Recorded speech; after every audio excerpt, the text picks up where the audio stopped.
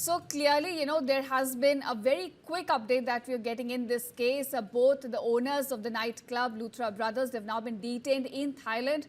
They will be brought to India and brought to justice as well. But the larger question here is the crisis that we're looking in Goa of unregulated development taking place in northern India. So as somebody who comes from the industry, how do you look at this crisis and the reasons due to which this led to the tragedy? Well, first of all, I must compliment the Goa government and the central government for bringing these two fugitives back to face the law.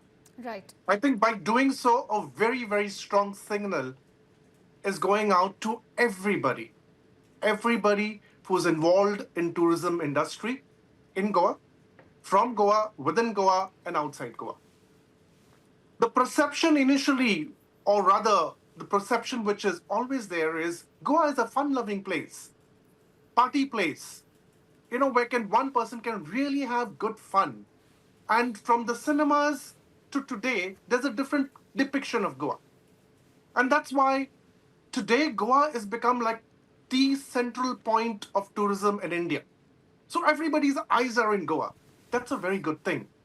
Sustainable development and sustainable tourism have to go hand in hand. But when having said that, when you have the almighty and the powerful building in areas which are a salt pan, in this classic case where the fire has happened, which is a no building zone, even without a basic town and country planning permission, speaks volumes of the perception that Goa mein kuch bhi chalta hai. And with this incident, I think, although it's very sad that we've lost 25 precious lives for no fault of theirs, having said that, lessons have to be learnt. And I think with this incident, the Goa government has sent a very strong signal to any investor in Goa that A, you need to follow the laws, B, no one can be above the law, and C, everybody has a responsibility to do business, taking into account the safety paramount to every individual tourist that comes into his own establishment. Right, Mr. Fernandez, you are right when you say that a precedent has now been set when it comes to anyone who tries to evade Indian law or does not follow safety norms in Goa specifically. But I want to ask, because now they will be brought to justice, they will be brought back to India, and they will likely also face the charges of culpable homicide, which is not amounting to murder and negligence. So let's also talk about the lapses which were found at the nightclub, because you come from the industry, so you know exactly what were the lapses and the kind of violations that were found at their club. Well, these guys had their hands in quite a few establishments in tourism in Goa. Right. There was this club where this incident has happened, which was built on a salt pan, which is a no construction zone whatsoever to anybody, however powerful he might be. And if you see the pictures of that particular club, which was finally burnt down, it's astonishing the amount of investment they have put in something on an area which cannot be built upon. And I don't think anybody in the sound mind can ever think of putting an investment of crores of rupees where you cannot have a basic permission from a town and country planning board. So that's a red flag number one. All They did right. not stop there. They had another club which was on the beach, at the Romeo Lane. There too, they ran into rough weather. The Bombay High Court passed an order to demolish this club. Being powerful themselves, this demolition wasn't carried out till this fire happened in a different club belonging to them. The very next day, the bulldozers came in and demolished yet another illegal club. So when these two people have two huge clubs running both illegally, I really do not understand why can anybody in sound mind take such, drastic steps of playing with lives and yet committing illegality, which actually is taking anybody nowhere.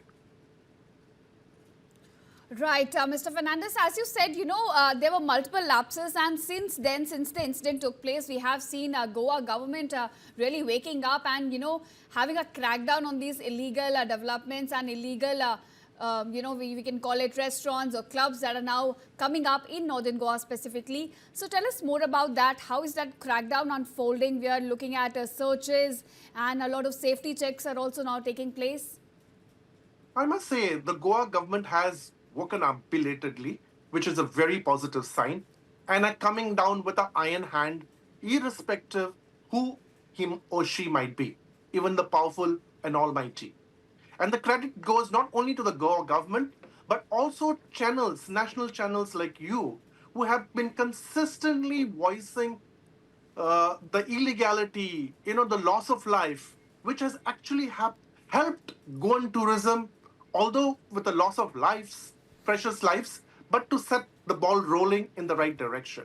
Right. Because what has happened in Goa today is Goa is just not a tourism hub.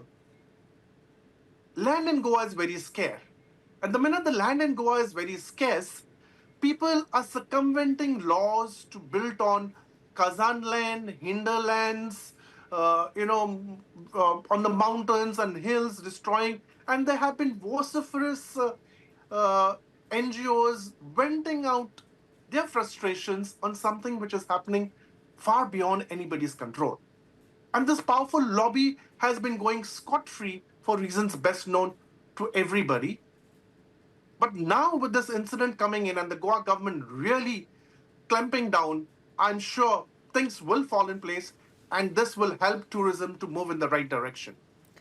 You're right, Mr. Fernandez. There has to be a balance that has to be struck between the commercial benefits, the commercial interest versus the safety of the individuals involved when we're talking about such tourism, booming in Goa, specifically Northern Goa. But I want to ask you, currently we're given to understand that the Goa police, in coordination with the Thai counterparts, they're trying to understand what's the situation, what the next steps could be. Do you have any information on that front as well? How is the legal process panning out on that front? Well, I guess from a layman's perspective, I think only the legal processes will start once they land into India. And there would probably a transit remand where they will be moved in to the Anjuna police station for the law to take its own course. And I'm sure the judiciary will clamp down, no matter they might have again the all mighty lawyers, batteries to help them out. But some things cannot be forgiven for negligence. And it's not negligence in one club, it's a negligence in a couple of clubs that they own. So the, the long arm of the law will take its place, and and I'm sure justice will be mended to the 25 innocent people who died down there. Right, of course, justice will be given to those 25 people and their families, who have gone through so much just because of the sheer negligence on the part of few people. But we understand that Luthra brothers are not the only ones who are involved in this. There are 4 others as well. Total 6 arrests have been made prior to their detention. What do we know about them? How is Goa police coordinating on that front? They've arrested another partner of theirs, one Mr. Gupta. Yes. And ironically, he says, I've been the sleeping partner. I do not know what's happening in my silent partner, club. he says. So silent, sorry, stand corrected, a silent partner. So they're again trying to circumvent the law by finding loopholes within the law to get away from punishment. But having said that, we are quite confident that the Goa government, the Goa police, and the judiciary is quite capable of sending a very strong signal to one and all throughout India that such incidents can never be pardoned. This is just not culpable homicide. This is sheer murder. Right, I think clear message have been sent by the Goa government yesterday as well, that if you do not follow rules, if you do not follow safety measures, your outlets will be shut down clearly in Goa and they will not be allowed to operate. And on that front, because you come from the industry, if you could just go ahead and tell our viewers, how can we strike this balance between sustainable development and also the commercial interests that we're looking at from such outlets? The Goa is known world over for its beauty, its scenic beauty, Right. hospitable people, and a loving environment. Unfortunately, with everybody's focus on tourism, over exploitation of tourism more than the carrying capacity is what's happening. The population of Goa is just 15 lakhs. But as per some government figures, you have tourists coming as high as 1.8 CR every year, which is a good sign. Having said that, opening up all avenues for tourism is going to be a death knell in Goa's tourism down the line. Because, as you rightfully said, it has to be a balance between tourism and sustainable tourism and responsible tourism. And responsible tourism is something that every stakeholder has to take a vow to adhere to it. Goa is a very safe place. Everybody feels safe. On the code of dressing to, security of women. Goa is one of the safest places in India. And I must assure every tourist who is planning to visit Goa this new year or this peak season of December or January, yes, we are extremely sorry. And with folded hands, I must say, on behalf of the industry, yes, we have faltered and we are very sorry about it.